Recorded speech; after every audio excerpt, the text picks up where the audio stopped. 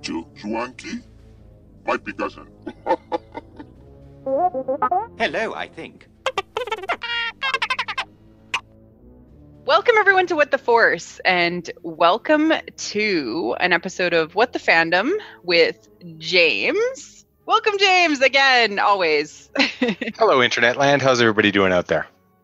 And today we're going to actually talk about something that is a, second, third love of James's, droid building. You do so many hobbies with regards to this fandom. It's all one hobby. It's all Star Wars related. It's all under the big hood of Star Wars. So droid building to me is so cool because you actually take something that was maybe built out there on, for the movies. And it was built for a midget. It was a tin can. Yeah, but it also had let's be honest, radio controls, right, to move. Nope, not version 1. Not version 1. Well, they did have some stuff to make him move forward, but that was barely it. Almost everything you saw that droid do was Kenny Baker. Yep, that was all him. That droid rocking back and forth. They didn't think that was possible, and he figured out how to do that on his own. Oh yeah, he was the character. Yeah. So there's these droids that are built in these ways that really shouldn't function. So, for example, BB-8, who during The Force Awakens was primarily run by puppeteers, rather entirely. Yeah, except for when they actually made the version of him for the red carpet, and then he's radio controlled. Yeah, that was the first time he was actually an RC. Everything else was done by Brian Herring or other puppeteers. Yeah. So every time that he moves, does anything at all, it's puppetry rather than, say, RC, which now R2-D2 is more RC than actor playing R2, because they still do use an actor in him occasionally. It's mixed, right? But they're able to do a lot more. Yeah, the R2 builders, basically everything you've ever seen on the screen, somebody has figured out how to make that happen with an R2 unit by an RC. Yeah. Some guys out there are insane with it, and I love it. It is gorgeous. It's crazy. And one of my favorite R2 builders, Lee Towersay, who actually was hired by Lucasfilm to build and work with R2 units for both The Force Awakens, The Last Jedi, and Solo. There's actually, I don't know if it's entirely true, but there was a great story. I had some friends that went out to Celebration Europe, which was the year before they were still filming. Mm-hmm. Or sorry, no, actually pre-filming for, and they were talking about the R2 builders, and somebody said to them, "Have you guys tried contacting the R2 builders? Because we've got some amazing experts." Yeah, out there. Kathleen Kennedy hired them. That's a true story. They basically rose on stage, looked at each other, and went, "Oh yeah, hey." Some of these guys know more than our people. Yeah, exactly. Because they figured out the tricks from an engineering perspective to actually get R2 to work. Well, that's one of the amazing things on the forums. I mean, say what you will about the internet. There's a lot of guys out there who are very much a case of, you can't do that. That's mine. No. Mm-hmm. And they fight each other and try to keep each other down. I have seen some evolutions of systems. I mean, I've been building my R2 for a couple of years, and I'm still very, very preliminary. Mm-hmm. But I saw an entire droid system that was started out with I've got an idea. And between about 4 or 5 people, they've managed to take what used to be probably about a $700-800 drive system. Mm-hmm. And you can basically go and get it made. If you know somebody with a water jet, or you can get in touch with a company, you can make your entire drive system yourself now, instead of having to go out and order stupidly expensive parts per foot. Wow. And that was just a case of somebody had hey, I have an idea. Just the way these guys work together is amazing. We got to see an R2 unit together at Calgary Comic Expo, and it was the first time that I had actually seen a working R2 unit in person. That was the first time I had actually seen it. It freaked me out. I wasn't freaked out by Anthony Daniels that stood about a foot away from me. I was freaked out by the R2 unit because I was weirdly geeking out, and I didn't know how to function, because when they come alive, through the robotics and through the engineering, it's almost magical how much detail is put into it. I seem to recall saying that in an earlier podcast with the kids. You walk out and they're like, oh, they're real. Yeah, exactly. Yeah. There's some things you just can't imagine ever being real, and they are. I had a very similar reaction when I first saw it. Incidentally, that's Henry's R2 unit. He lives up in Edmonton. Such a nice man. That's great. I'm going to drop names like there's no tomorrow in this cast, so I know the people. No, and we actually do have a fairly, I don't know, robust droid building community. You yourself have built what kind of droids? A to Z, I've built a mouse droid. Mm-hmm. That little black box that runs around. And I managed to introduce a smoke effect on his first day out. Oh, nice, because he exploded. Well, no, I more or less welded the motor, but he didn't explode. he had him. So Chewbacca walked up to him. He freaked out and he had an aneurysm. We'll go with that story. Maybe I was drifting him on the con floor, something like that. Have you managed to fix him since then? He's on the list. If I'm going to fix him, I'm going to fix him right, and it's taking a little bit of time in design and making sure I can get the right parts. To be honest, when I made my first mouse droid, he was a budget mouse droid, the gold standard for the shell off the forums. I 3D printed all the sideboards for him, and there was an RC card which was on sale for $99, so I bought that, and I zip tied it into the frame. That's not a joke, folks. No, sorry. There's also some screws involved. But what I'm doing is right now, there's a bunch of guys out there who have created most of the parts, but I'm just trying to decide which way I want to go with it and how blinged out I want to make this little bugger, or if I'd rather spend the money on an R2 unit. Yeah, because you said you were also working on an R2 unit earlier. How far have you gotten? Once again, this is a whole lot of acquiring parts. I'll give you, if the viewers want to scope on it, the numbers I'm going to say are in US dollars. So you can spend a bargain basement, absolutely bare minimum R2, assuming you can do a lot of stuff yourself, is close to $5,000. Wow. That is crazy. And that's assuming that the new drive system is as inexpensive as people are saying. And it's just a matter of, I only have so much money at a time, so I get some parts, put them away, get some more parts, put them away. And then once I get enough parts, I'll start putting more parts together. I mean, I've got a lot of the basics. I can print a lot, but some of it gets really expensive fast. I mean, the frame was a few $100. The dome, that cost about as much money to ship as it did to buy. So did you buy that through like somebody that actually makes those domes for R2 units? That's the beauty of the forums. There's a lot of guys who make them. I'm going for in my opinion, the better domes. There's absolutely nothing wrong with the other ones, but it's just from aesthetic choices. You can get a fiberglass dome if you'd like. You can get a vacuum form dome. They're relatively inexpensive in comparison. The dome is aluminum, and it comes with all the parts to assemble it. It's not the eye or anything like that, but it's the full dome, the wheel to get it to spin, and all those sort of things. So, like, why did you start doing this? Because I know that you've been part of the 501st for a pretty long time. Did you start with the 501st first, and then be like, "Oh, droid builders, I want to check this out"? How did it happen? It's pretty much the same way I got started with the 501st. Oh, that looks cool. I could never do that. That's the way it always starts. And then I got to know Henry in Edmonton. I got to know Marty out in Saskatoon. And I met a few of the people at Celebration. And like when you hear the big number, it's very scary to start with. I mean, there's guys out there with R2 units that cost more than my car. And like you can spend as much as you want to on it. I'm going for a wooden frame and basic internals. Like there's one gentleman R2, his is, I believe last I heard was, and this is just your, like to get it built from nothing to a full R2 the way it looks, probably close to $48,000. What? But the cool thing about this one is I've seen it. It has, you know, R2 has those little tools that come out and he can, you know, weld and plug in and start communicating with the servers. And all those, it has that arm. It's one rotating tool in there. His can like the R2s you've seen, they're what's called a fixed leg. That third leg is always down and dragging on the ground.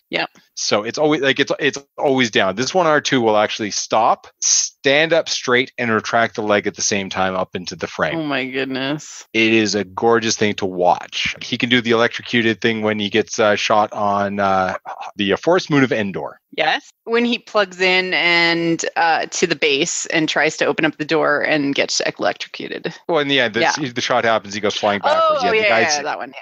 the guy's head will do that. Smoke will come out, and all the panels will flip open as he's doing this. Wow. It is amazing to watch. That's crazy. Like so that's like, wow. That's just a lot of money. And it was probably a lot of man hours too, to like put together, figure out how you were going to do all of these different pieces, and then actually put it together. Yep. Do you know like how long it takes to put together like just the standard 3-leg shell R2? It depends on the person. I mean, I admit I don't know what I'm doing yet. So I'm going to go very slow. I'm going to be very plodding. Kind of like the first time you build armor or a costume or something like that. Like you're trying to figure it out. Yeah. First time I put together a set of armor, it took me about close to 3 months. Last time I put together a set of armor, it took me a long weekend. Yeah. So it becomes kind of easier in time.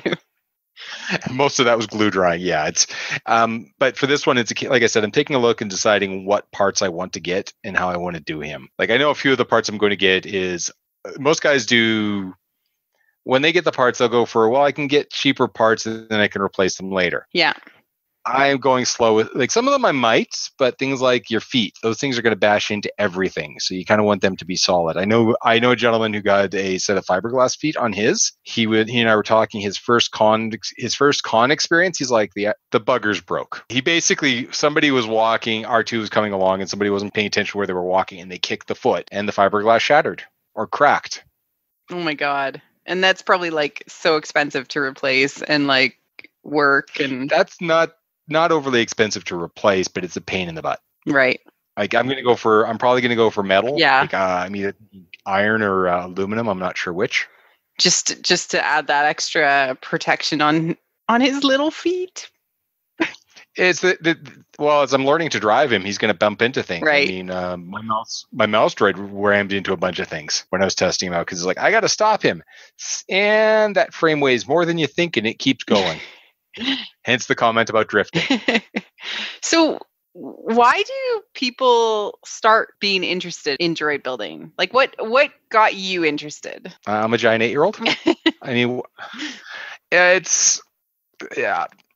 totally honest. I mean, between Henry up in Edmonton and Marty from Saskatoon, it became a possibility. And it's one of those, you don't think you can do it, but I mean, seriously, what kid born in the 70s does not want to own an R2-D2? Or 80s. Yeah, that's true. Yeah. I mean, R2-D2 is fundamentally like built into our culture. Yeah. Like at least in North America, everybody knows who he is. Yep. And I mean, I thought about doing an R5 unit because I'll be completely honest, when I was a little kid, that I actually liked it more than I did R2. Mm-hmm. I just thought it was cool. But I'm going to make an R2 probably first. And then there's like kind of the other droids like, mouse droids, which can be driven around. Oh, there's a great one. You got to meet Goliath. When you go to Celebration, I'm going to make sure you see Goliath. Okay. Okay, so everybody has a ballpark figure. The bare minimum R2 weighs hundreds of pounds. That's a basic droid with a drive system. Mm-hmm. And it can be lighter if they use like aluminum or wood rather than... No, not really. Really? Wood's actually... Well, a basic wood is your lightest. It weighs a couple hundred pounds. Wow. Aluminum tends to actually weigh a bit more because you're throwing more crud in there to do all the cool stuff with. Right. But then there's the big mouse droid. You got to imagine this. There's the mouse droid going across the con floor. R2's on a kid's wagon. Yep. Lying down, being towed with the owner sitting on the mouse droid while it's going around the con floor. The mouse droid can be ridden. It's big enough to ride, and the owner's sitting on it, and it's towing an R2 unit.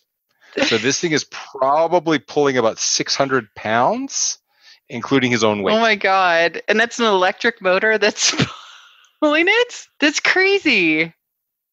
Yeah, it's not going to win a speed record, but it's the coolest thing I think I saw at Celebration.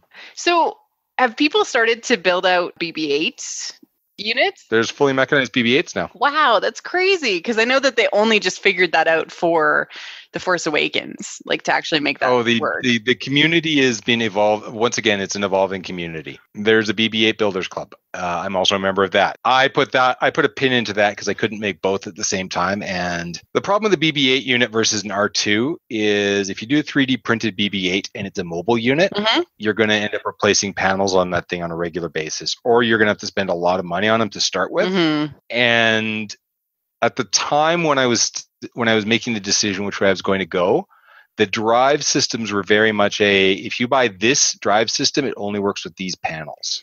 Right. If you buy that drive system, it works with these panels.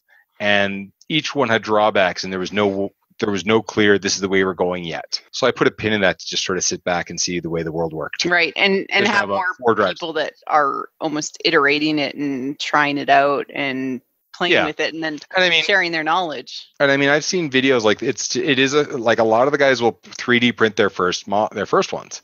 The full files are out there if anybody wants to grab them and make their own.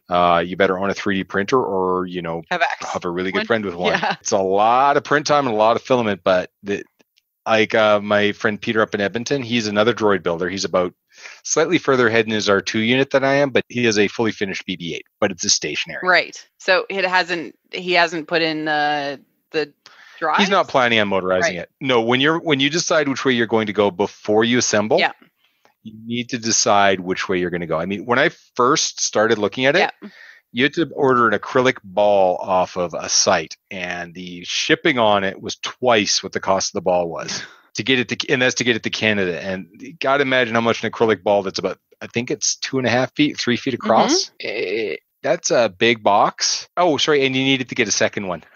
You needed to order 2. You needed to order 2? I don't remember why. This is years ago when I was first looking at it. I'm like, yeah, I'm not going to use the word because you asked me not to swear. No. No, it was too much money, right? Like, yeah. For the basic ball, like, for the acrylic balls, it was probably close to $1,200, $1,300. And that's before I started printing. Not happening. As I've said, this was years ago when I first started looking. And then since then, guys have come up with a fully 3D printed frame you can do. There's files that are optimized for different types of plastics and all kinds of stuff like that. That's really cool. So what are you looking forward to kind of doing next? Is it finishing your R2 units? For these projects, it's probably going to be, I'm probably going to fix Buford. That's the name of my mouse droid. And if anybody out there gets the joke on that one, kudos to you. I do not get it. I'll tell you after the podcast, so we don't want to go spoil. All right. I'm sort of weird. Every single one of my projects that are animated gets a name because they have a personality to them. My Dalek is named Dudley. You can thank some of our mutual friends for being smart asses about that. When I first put the album up, I named it Big D, so they started to call him Dudley out of Harry Potter. Nice. I picked Buford. Buford's cute.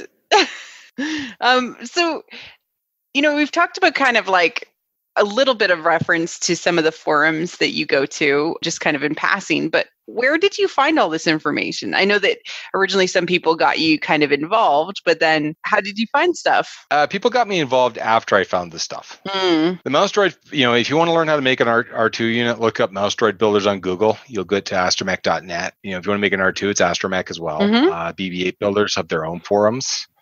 I started there and I started to look it up, and like everything else, it's information overload. I mean, I should also say there's a chopper builder now. Really? That's cool. It's basically an R2 unit strip. I mean, yeah, it is an R2 unit because he's an astromech. Not an R2 unit, but an astromech unit, yeah. But like he's probably got the same sort of similar working. It's more or less the same parts. Yeah. Once you get in there. Yeah. And I mean, it's a lot of I don't know how to program Arduino. I'm a programmer by trade, and I'm more than certain I can figure it out. But like everything else, you're figuring out the first language, and the potential of stripping gears on it scares me. Right. You start to look and you see, oh, look, there's a link to where somebody who makes aluminum frames.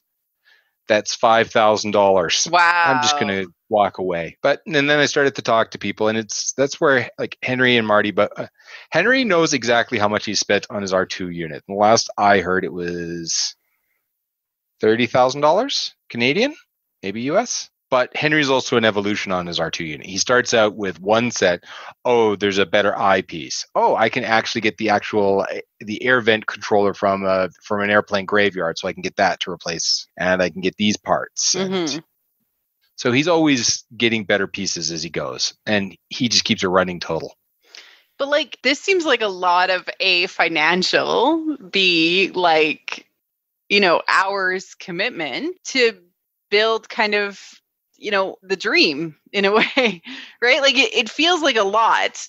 And so you have to be, I would say, very passionate about like R2 and seeing R2 like builders, especially, and seeing him come to life. Mhm. Yeah. I mean, I've loved R2 since I was a kid. I used to have I probably went through about 8 R2 figures between 77 and 83 because I'd always take them to school with me, and then eventually, pieces would break off because I'd leave them on my jeans and my mom would wash them. Mm-hmm. And that's something that's a big piece of my childhood. But like, what is it about wanting to create a droid? It's just a chance of I can own one, and this is how I could get around it. I mean, it's the fun is learning. I mean, every single project I ever do, Mhm. I like trying to learn new things. I mean, this is entirely out of the What the Force area, but my next project I have coming in right now is I'm working on a proton pack for Ghostbusters. So it's just like the curiosity to be like, I could make that. And it has to be something I want, Mhm. something that is associated, and something that I made a promise to my wife a very long time ago. I won't build something just to have it. It has to have a purpose. Mhm. My Dalek is a costume. It's a fully motorized costume, but it's a Well, costume. it has a seat, It has a milk crate. A milk crate to you is a seat for somebody. Yeah, well, that's pretty much what John Barrowman said. He's like, yeah, just like the BBC. Same level of budget on the inside. These are core fandoms to me. I'm a Whovian. I love Star Wars. Ghostbusters was, amazing when I was a kid. All these are just fun things, and I get to make something out of it. Mhm. I could easily print off dozens of things, and I could make stuff, all the stuff I wanted. But unless it's going to be something I can somewhat use, is either at a convention as part of a costume, Mhm. or just, I finally figured out how I could get an excuse to make a TARDIS. I could turn it into a shed in the garden. But it has to be something that is somewhat functional, something that I can make use of, not something that's going to be a dust collector around the house. To be fair, like if you're going to be making a $5,000 R2 unit, it has to be something that you're going to play with and use and appreciate, right? Yeah, there are people out there who will, like, some people with the money will contact the R2 builders saying, I have a commission. I want an R2 that does A, B, C, D. Mhm. Who wants it? And then the guys will come back with a quote. And there's guys out there who do that. They have the money to do it, and they can. But the thing is this isn't like, you're not buying a car. If this thing breaks, you can't take it to the garage locally. You have to kind of have an idea with what you're doing. Or you have to have enough money to have somebody who can take a I look feel at like it. I need you to open up my R2 unit and figure out why it's not doing the turny head thing that it used to do. Well, I mean, another guy I know, Danny, and he's from SoCal. Mhm. I just to name drop, he was the Chewbacca on the red carpet event for Solo, but Fun. he's a mouse droid. He was trying to get some stuff to work, and he was having some problem with the coding. He's not IT by trade, and we were talking. And I said, I don't really know Arduino, but I can follow most code logic. So do you want me to take a look at this? Mhm. And between the two of us, because he had an idea of what it was supposed to do, I could follow the code logic. We got it to what it was supposed to be doing. And I mean, his mouse droid is totally blinged out. That's awesome. But like that, you probably did that. Was that when you were visiting him, or did you do that virtually because you know him? I did that on my lunch hours, sitting across from the Tim Hortons, on my phone. Taking a look at code. So did you ever imagine yourself as a mouse droid programmer? Oh, it's Arduino. No, I didn't. Arduino has always been one of those things. I've always been curious. They can do a lot. They're great for prototyping. What is Arduino? Open source electronics platform based on easy to use hardware and software. A lot of businesses use it because you can go get a basic Arduino board that can control LEDs. That the analogy I go with is it's like the Lego of the electronics designs.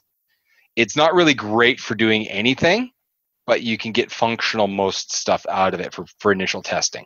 Right. So it can kind of do what you need to do to make sure that. Well, okay. One of my 3D printers runs on an Arduino board. What you would do is you get an Arduino board that it's like a circuit, but it's programmable board, and it controls the motors from my printer now, and software can deal with it. And new updates come out regularly. Actually, I should also say my CNC uses one of those. there's different boards that do different things, but fundamentals are there.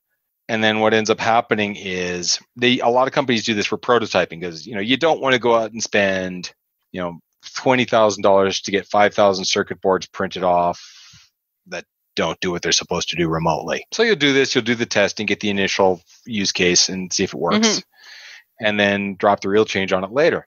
Well, for those of us that can't really afford to drop the real change later and get 8,000 circuit boards printed, we'll grab Arduino boards and make them work for us. Right. And it does it, right? Because it's cheaper and fills the need. It does the things that you need to do.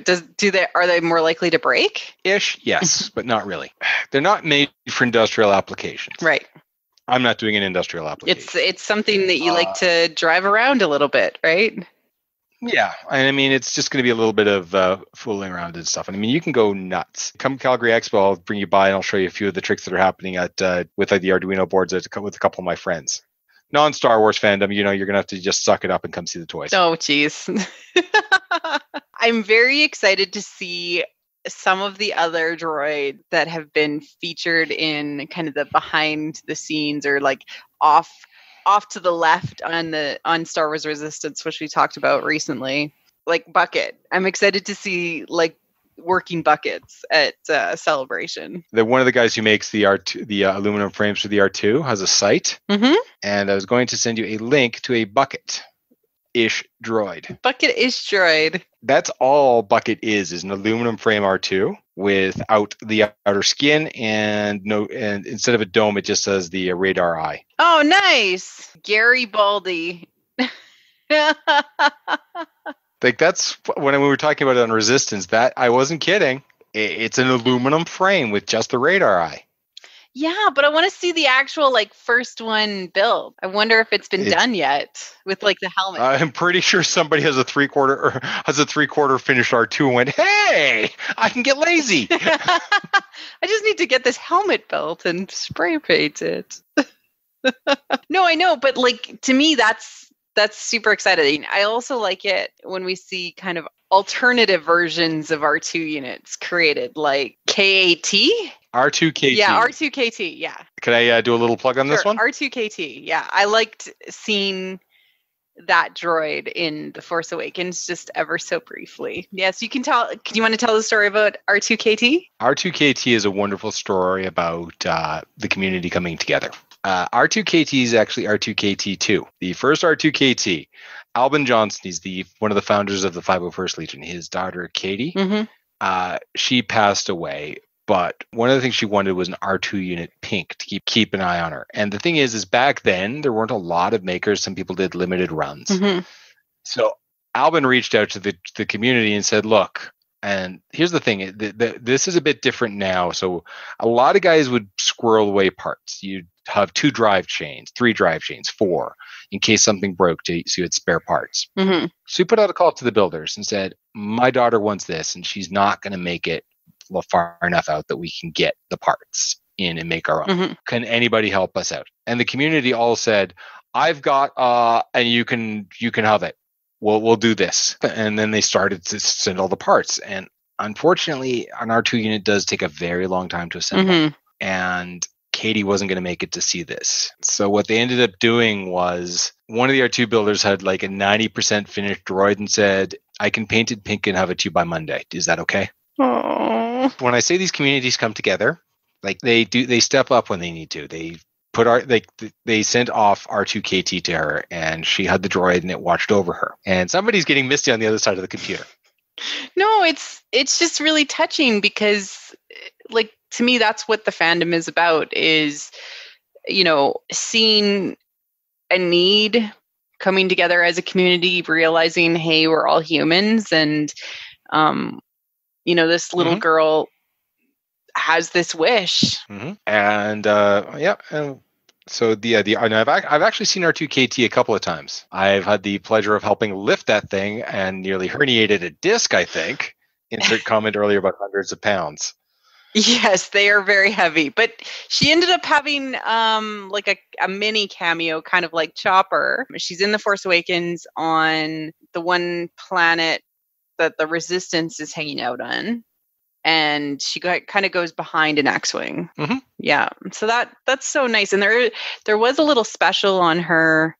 I remember when The Force Awakens was coming out, kind of talking about her story and like the story that you just shared. Yeah, no, it's an amazing thing. I mean, I think it's awesome seeing things like that. And Alban ships R2KT around the world to different conventions and shows up, and she raises money for cancer awareness and all that sort of stuff. That's really great, and it's very much in line with kind of the other organization, the 501st. Helping raise money as well as bring joy to children. Yeah. Yeah. It's a funny story, actually. There's a gentleman there's Red Deer R2. He's a R2 that sort of exists between Calgary and Edmonton. I haven't mentioned him. He's actually a really nice guy. And the gentleman who runs him, he's got a funny story. He showed up and there was an event at the library for May the 4th, I think. Star Wars Reads Day, one of those two. But he ended up getting there, pulling R2 out, and started driving him into the library. It was like the Pied Piper of Hamelin. The kids were just following in a line. But like, what is it about R2D2 especially? The kids. It's a giant toy. It's a toy. It is, but it's more than that because R2 is a character on screen. I know, but I mean, for the kids' perspective, it's something their size. Yes. When I show up in my Stormtrooper armor, I'm 6 feet tall, and Vader is usually around 6'6". Mm-hmm. And when you're kid-sized, that's a giant. R2 is your size. R2, he's kind of cute. He's kind of funny. He beeps, he whirs, and he does all sorts of silly things as he moves. So he's a lot less intimidating. Yeah. Until he beeps and moves at you, and then the kid screams and runs. I've seen that one too. Pulls out the little saw blade. Just on that one droid, right? I think it has to do with the fact that it's the magic of it becoming real, right? Which we've talked about before. But also R2D2 is, I don't know, special in some ways, because even though he doesn't speak, he's still a very much an active character in the Star Wars universe. And in some ways, because he's also in, Star Wars Lego, and he is, a major player along with C-3PO, showing the world to kids, especially because these two characters show up almost everywhere, that they identify with them very easily because they see them in a lot of things. Yeah. Yeah. And they're friendly too, for the most part, to come in and see and come up to. Oh yeah. That's the downside too, is a lot of people don't realize that, these things are a little bit fragile. Right. I mean, you're dealing with something with electronics and gears, and some of these systems are the more advanced you get, the easier it is to break, which is one of the reasons why I want to go for a basic model. Mm-hmm. I mean, I've seen people with Henry's R2 walk up, put both hands on the dome and start turning it to look at it. Yeah, that's a look on my face when I see that. Yeah, I'm kind of cringing right now because I can't imagine you ever doing that to a very expensive car. I'm just going to turn side view mirror the wrong way. There's people out there, that's one of the downsides to it. A lot of these things need handlers. And I mean, Henry likes to bring his R2 and he'll park it in places. But when it's moving around, people are a little less, they're very respectful of when it's moving around. But when it's been sitting there for a while and people have a chance to get a little more comfortable, they will walk up and poke at it. And that's where it's which is the other reason why I went an aluminum frame. Because an aluminum dome and a solid frame. And especially the solid feet too, because of yeah, running into things. I think what I can say is yes, this magic is real, but it had money and effort and, love that was put into it. And that the thing that we can do the most as Star Wars fans that are appreciating these things is, be respectful of that effort that was put into them. The best thing you can do as a Star Wars fan? If you can find, a lot of these guys put a lot of effort into there's guys who have controllers that they can fit in their jacket pocket so they can control the R2 hidden. Mm-hmm. But if you can find the owner, walk up to them and talk to them. Some of these guys will talk your ear off once you start asking them questions. We love what we do. They just want to tell all about it. Some guys are doing it because they don't want the credit. Some guys are doing it because they're shy. But a lot of guys, Henry and Marty, when I started talking to them, they started to give me a lot of information. And I've asked them questions, and they've helped me out a lot. Mm-hmm. Chris and Red Deer, he's there if I need them too. That's the other thing that makes a difference is if you can find somebody who's willing to help you when you start making, it makes it a lot easier. There's a lot less, you don't have to worry about finding out that you're getting part A, style A for parts, but you're getting style B for motors, and they don't combine together. That's the other thing is asking a lot of questions. Getting a mentor and almost a guide into the world of droid builders. The other thing is to be careful is a lot of these guys are, very knowledgeable about their way of doing it and only their way. Mm-hmm. So you ask questions and judge for yourself has been what I've been doing. Yeah, and I would say if you're passionate about it, check it out. Join astromech.net. That's a really good. Yeah, and there's Mouse Droid Builders forum. Like there's also groups on Facebook, so you can pop in there. They're public groups. Mm-hmm. And just learn things. Pop on the forums and do some reading. Mm-hmm. Check it out because, I would say it's a pretty large financial, emotional, and labor, investment. But one thing we all as fans can do is appreciate the work that goes into droid building and walk away knowing, wow, a little piece of the films is driving around here. Yeah, there's actually something fun about it. You watch R2 and you see the kids. Mouse droids are really fun, but you have to be a little bit more careful with them because they're much smaller. Mm-hmm. And I'll be honest, the reason why I'm probably not making the R5 unit is because people won't know it. They'll call it an R2 and my wife will get offended every time. You could build Chopper. Lots of kids know Chopper now. Yeah, I know. I could. I think Chopper's an awesome droid. I don't need to own him. Yeah, you have the emotional memories with R2, right? So that's we'll go with that. It's for me. I can't explain it. In the 501st, first time I saw the Shore Trooper run across a screen for one of the Rogue One trailers, I'm like, I don't know what that is, but I need to make it. I don't know, but it has to come home with me. I can't explain it. Just something about R2 said, you want to own this, don't you? I'm like, okay. Well, and also you want it so that you can actually share it with others and share that joy, right? It's not like R2 is ever going to just hang out in your garage all the time. That's where my Dalek lives in my basement because it's a very big pain in the butt to transport. R2 will be a little bit easier. Right, but he'll come out. There's actually, there's actually a great, I don't know if I could find it now, but there was a gentleman who took a modified ambulance gurney. Mm-hmm. And the back of his truck or SUV, I can't remember. I think it was a big truck with just the camper attachment. But what he does is he puts the thing down and it ratchets forward. Mm-hmm. So it's now standing up. He'll wheel his R2 backwards into it, strap it down, and then lower it back down. And then it can roll He'll then lift it up through hydraulics, take it to the back of his truck. It latches on and then the wheels lift up and it just slides right in. The patient is ready. And I've helped Marty try to haul his R2 unit out to his truck. And once again, herniated disc, folks. That thing is hundreds of pounds. Yep. It's not a one-person thing. Yeah. It's just really funny to see the Jawas carrying R2 in the desert on Tatooine. Now. Once again, things I find hard to believe in Star Wars. You knock out a stormtrooper 5 minutes later, you're in his armor. Yeah, fast as I travel, no problem. Carrying an R2 unit between 4 3-foot kids. No, I can't buy that. Where are all the herniated discs in my Star Wars? That was one of the advantages of the R2 back then, though. It's like if I were to take just a basic frame with legs, it's not that heavy. Right. It's once you start to put the engines, and it has 2 car batteries in it. Or sorry, wheelchair. It's either motorcycle or wheelchair batteries. I can't remember which one's there, but they're smaller and they're heavy. Right. And so that's part of the big weight of it, not just the frame and all the electronics, but it's you're just basically carrying 2 giant batteries too. That's probably half the weight. Yeah. That's awesome. So is there anything else you want to cover? No, I enjoyed talking about it. I'm still just acquiring parts of the RT because that takes the longest. Right. This is actually, I will cover one thing. If anybody is thinking about making one, understand that the R2 is more of a marathon than a sprint. Mm-hmm. If you're thinking about joining the Legion with the 501st, you can get the armor and get in fairly quickly. Mm-hmm. The R2, you need to be patient.